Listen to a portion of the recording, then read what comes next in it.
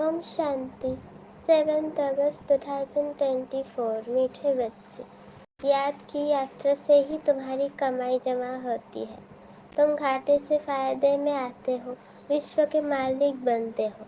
प्रश्न, सत का संग तारे कुसंग बोरे, इसका अर्थ क्या है? उत्तर, जब तुम बच्चों को सत का संग अर्थात बाप का संग मिलता है तब तुम्हारी चढ़ती कला हो जाती है। रावण का संग कुसंग है, उसके संग से तुम नीचे गिरते हो अर्थात रावण तुम्हें डुबोता है, बाप पार ले जाता है।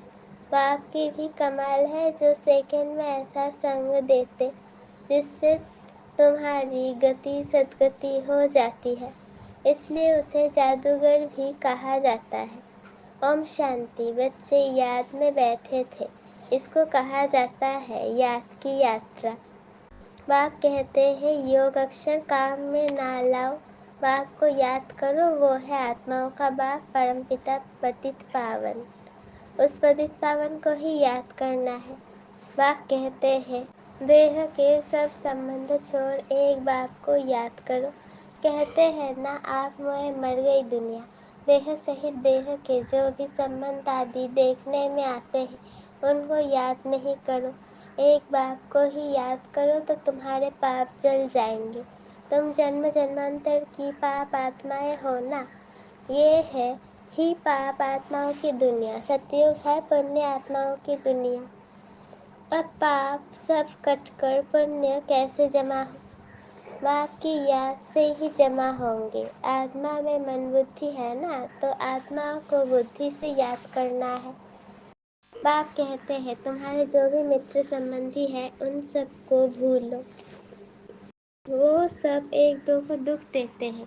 एक पाप करते हैं जो काम कटारी चलाते हैं, दूसरा पाप फिर क्या करते हैं जो बाप सर्व का सदगति दाता है, बच्चों को बेहद का सुख देते हैं अर्थात स्वर्ग का मालिक बनाते हैं, उसे सर्वव्यापी कह देते हैं। ये पाठशाला है, तुम आए हो ये पढ़ने, तुम आए हो ये पढ़ने, ये लक्ष्मी नारायण है तुम्हारी एम ऑब्जेक्ट, और कोई ऐसे कह ना सके। तुम जानते हो अभी हमको पवित्र दुनिया का मालिक बनना है। हम ही विश्व के मालिक थे, पूरे 5000 वर्ष हुए। देवी देवता विश्व के मालिक है ना, कितना उच्च पद है, जरूर ये बाप ही बनाएंगे। बाप को ही परमात्मा कहते हैं, उनका असल नाम है शिव, फिर बहुत नाम लग दिया है। जैसे बॉम्बे में बबुलनाथ का मंदिर है अर्थात कांटों के जंगल को फूलों का बगीचा बनाने वाला है, नहीं तो उनका असली नाम एक ही शिव है। एन में प्रवेश करते हैं तो भी नाम शिव ही है। तुमको इन ब्रह्मा को याद नहीं करना है, ये तो देहधारी है। तुमको याद करना है विदेही को, तुम्हारी आत्मा पतित बनी है, उनको पावन बनाना है। कहते भी है महान आत्मा पाप आत्मा, महान परमात्मा नहीं कहते। अपने को परमात्मा व ईश्वर भी कोई कह न सके, कहते भी है महात्मा पवित्र आत्मा। सन्यासी सन्यास करते हैं इसलिए पवित्र आत्मा है। बाप ने समझा है वो भी सभी पुनर्जन्म लेते हैं, देहधारियों को पुनर्जन्म जरूर लेना पड़ता है। विकार से जन्म ले, फिर जब बड़े बालिग बन जाते हैं तो संन्यास कर लेते हैं। देवता तो ऐसे नहीं करते, वो तो एवर पवित्र है। बाप अभी तुमको आसुरी से दैवी बनाते हैं, दैवी गुण धारण करने से देवी संप्रदाय बनेंगे। देवी संप्रदाय रहते हैं सतयुग में, आसुरी संप्रदाय रहते हैं कलयुग में। अभी है संगम युग, अब तुमको बाप मिला है, कहते हैं अब तुमको फिर दैवी संप्रदाय बनना है जरूर। तुम यहाँ आए ही हो दैवी संप्रदाय बनने, दैवी संप्रदाय वालों को अथाह सुख है। इस दुनिया को कहा जाता है हिंसक, देवताएं है अहिंसक। बाप कहते हैं मीठे मीठे रूहानी बच्चों, बाप को याद करो। तुम्हारे जो गुरु लोग हैं वो भी सब देहधारी है। अभी तुम आत्माओं को परमात्मा बाप को याद करना है। सुख तब मिलेगा जब तुम पुण्य आत्मा बनेंगे। 84 जन्मों के बाद ही तुम पाप आत्मा बन जाते हो। अभी तुम पुण्य जमा करते हो, योग बल से पापों को खत्म करते हो। इस याद की यात्रा से ही तुम विश्व के मालिक बनते हो। तुम विश्व के मालिक थे तो सही ना। वो फिर कहाँ गए ये अभी बाप ही बताते हैं। तुमने 84 जन्म लिए, सूर्यवंशी चंद्रवंशी बने। कहते भी है भक्ति का फल भगवान देते हैं। भगवान कोई देहधारी को नहीं कहा जाता है, वो है ही निराकार शिव। उनकी शिवरात्रि मनाते हैं तो जरूर आते हैं ना, परंतु कहते हैं तुम्हारे सदृश जन्म नहीं लेता हूँ। मुझे शरीर का लोन लेना पड़ता है। मुझे अपना शरीर नहीं है। अगर होता तो उनका नाम होता। ब्रह्मा नाम तो इनका अपना है। इसने सन्यास किया तब नाम ब्रह्मा रखा है। तुम तो ब्रह्मा कुमार कुमारिया हो, नहीं तो ब्रह्मा कहाँ से आया। ब्रह्मा है शिव का बेटा। शिव बाबा अपने बच्चे ब्रह्मा में प्रवेश कर तुमको ज्ञान देते हैं। ब्रह्मा विष्णु शंकर भी इनके बच्चे हैं। निराकार बाप के सब बच्चे निराकार है। आत्मा यहाँ आकर शरीर धारण कर पाठ बजाती है। बाप कहते हैं मैं आता ही हूँ पतितों को पावन बनाने। मैं इस शरीर का लोन लेता हूँ। शिव भगवानुवाच है ना, श्री कृष्ण को तो भगवान नहीं कह सकते। भगवान तो एक ही है। श्री कृष्ण की महिमा ही अलग है। पहला नंबर देवता है राधे कृष्ण, जो स्वयंवर के बाद फिर लक्ष्मी नारायण बनते हैं, परंतु ये कोई जानते नहीं। राधे कृष्ण को किसको भी पता नहीं है, वो फिर कहाँ चले जाते हैं। राधे कृष्ण ही स्वयंवर के बाद फिर लक्ष्मी नारायण बनते हैं। दोनों अलग अलग महाराजाओं के बच्चे हैं। वहाँ अपवित्रता का नाम नहीं है, क्योंकि 5 विकार रूपी रावण ही नहीं है ही राम राज्य। अब बाप आत्माओं को कहते हैं कि मुझे याद करो तो तुम्हारे पाप कट जाएंगे। तुम शतप्रधान थे, अब तमप्रधान बने हो तो घाटा पड़ा है, फिर जमा करना है। भगवान को सर्वव्यापी भी कहा है। अब तापाधान बने हो, घाटा पड़ा है, फिर जमा करना है। भगवान को व्यापारी भी कहा जाता है। कोई बिरला उनसे व्यापार करे। जादूगर भी उनको कहते हैं। कमाल करते हैं जो सारी दुनिया की सदगति करते हैं, सबको मुक्ति जीवन मुक्ति देते हैं। जादू का खेल है ना, मनुष्य मनुष्य को दे नहीं सकते। तुम 63 जन्म भक्ति करते आए हो। उस भक्ति में कोई से सदगति को पाया है? कोई है जो सदगति दे? हो नहीं सकता। एक भी वापिस जा नहीं सकता। बेहद का बाप ही आकर सबको वापिस ले जाते हैं। कलयुग में अनेक राजाएं हैं, वहाँ तुम थोड़े राज्य करते हो, बाकी सब आत्माएं मुक्ति में चली जाती है। तुम जाते हो जीवन मुक्ति में, बाया मुक्ति धाम। ये चक्र फिरता रहता है। अभी तुम आत्माओं को दर्शन हुआ है इस सृष्टि चक्र का, रचयिता रचना के आदि मध्य अंत का। तुम ही इस ज्ञान से नर से नारायण बनते हो। देवताओं की राजधानी स्थापन हो गई, फिर तुमको ज्ञान की दरकार नहीं रहती। भक्तों को भगवान ने फल दिया, आधा कल्प सुख का, फिर रावण राज्य में दुख शुरू होता है। आहिस्ता आहिस्ता सीढ़ी उतरते हैं। तुम सतयुग में हो तो भी एक दिन जो बीता, सीढ़ी उतरनी होती है। तुम 16 कला संपूर्ण बनते हो, फिर सीढ़ी उतरते ही हो। सेकंड बाय सेकंड टिक टिक होती है, उतरते ही जाते हैं। समय बीतते बीतते इस जगह आकर पहुँचे हो, वहाँ भी तो ऐसे ही घड़ियाँ बीतती जाएगी। हम सीढ़ी चढ़ते हैं एकदम फट से, फिर नीचे उतरनी है जो मिसल। बाप कहते हैं मैं सर्व की सदगति करने वाला हूँ। मनुष्य मनुष्य की सदगति कर न सके, क्योंकि वो विकार से पैदा होते हैं, पतित है। वास्तव में श्री कृष्ण को ही सच्चा महात्मा कह सकते हैं। ये महात्मा लोग तो फिर भी विकार से जन्म ले फिर संन्यास करते हैं। वो तो है देवता। देवता तो सदैव पवित्र है, उनमें कोई विकार होता नहीं। उनको कहा ही जाता है निर्विकारी दुनिया। इनको कहा जाता है विकारी दुनिया। No purity. चलन कितनी खराब है। देवताओं की चलन तो बड़ी अच्छी होती है, सब उनको नमस्कार करते हैं। कैरेक्टर सुनहो के अच्छे हैं। तब तो अपवित्र मनुष्य उन पवित्र आत्माओं के आगे माथा टेकते हैं। अभी तो लड़ना झगड़ना क्या क्या लगा पड़ा है, बड़ा हंगामा है। अभी तो रहने की भी जगह नहीं। चाहते हैं मनुष्य कम हो, परंतु ये तो बाप का ही काम है।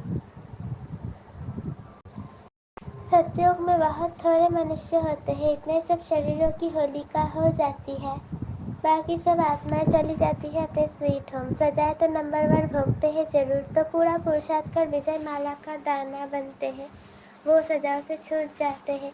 माला एक की नहीं होती है, जिसने उन्हों को ऐसा बनाया वो है फूल। फिर है मेरू, प्रवृत्ति मार्ग है ना, तो जोड़ी की माला है, सिंगल की माला नहीं होती। सन्यासियों की माला होती नहीं, वो है निवृत्ति मार्ग वाले। वो प्रवृत्ति मार्ग वालों को ज्ञान दे न सके।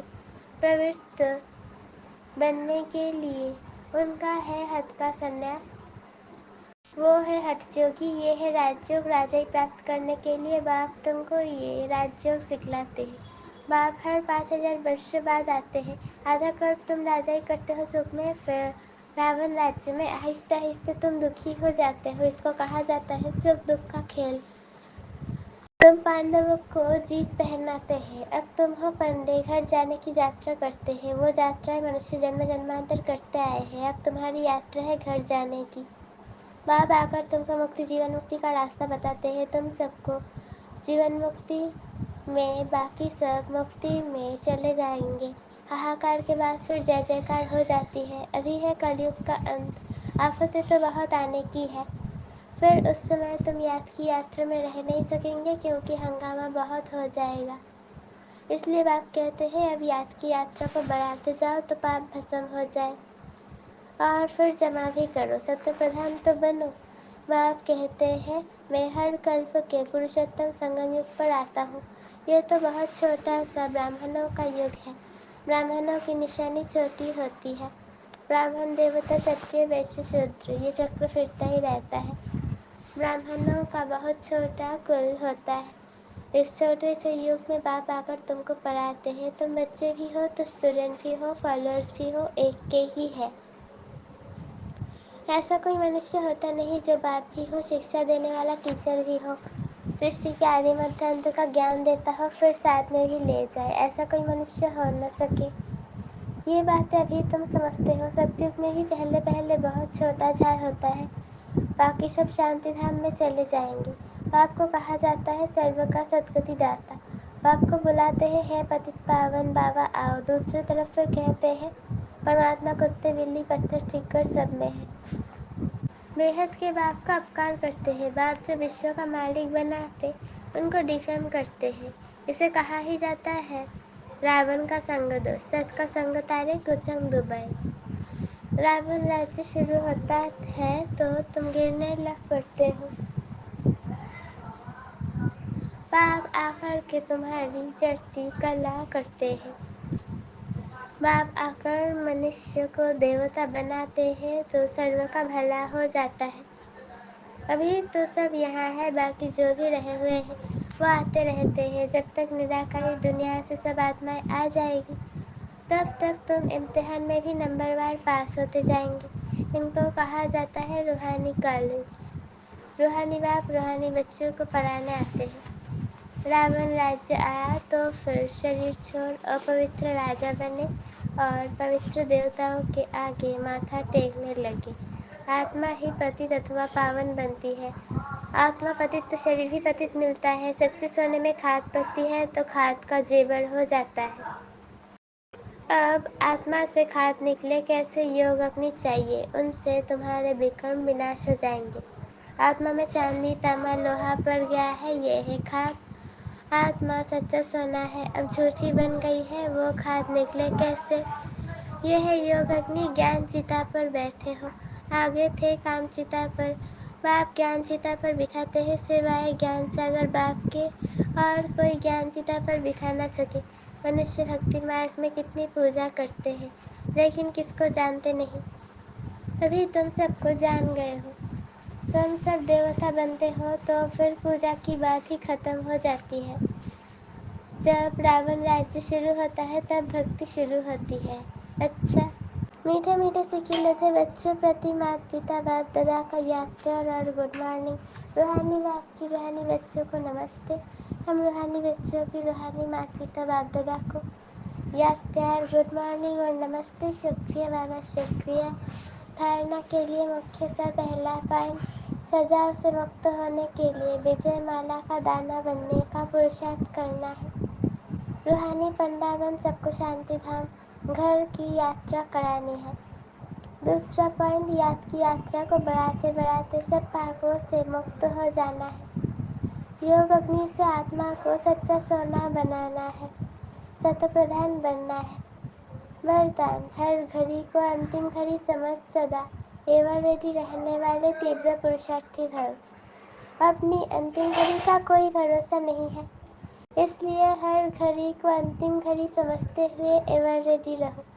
एवर रेडी अर्थात तीव्र पुरुषार्थी। ऐसे नहीं सोचो कि अभी तो बिना सोने में कुछ टाइम लगेगा फिर तैयार हो जाएंगे, नहीं। हर घड़ी अंतिम घड़ी है, इसलिए सदा निर्मोही निर्विकल्प निर्व्यर्थ, व्यर्थ भी नहीं, तब कहेंगे एवर रेडी। कोई भी कार्य करते हुए लेकिन अपनी स्थिति सदुपराम हो, जो होगा वो अच्छा होगा। स्लोगन, अपने हाथ में लौ उठाना भी क्रोध का अंश है। अपने हाथ में लौ उठाना भी क्रोध का अंश है। ओम शांति।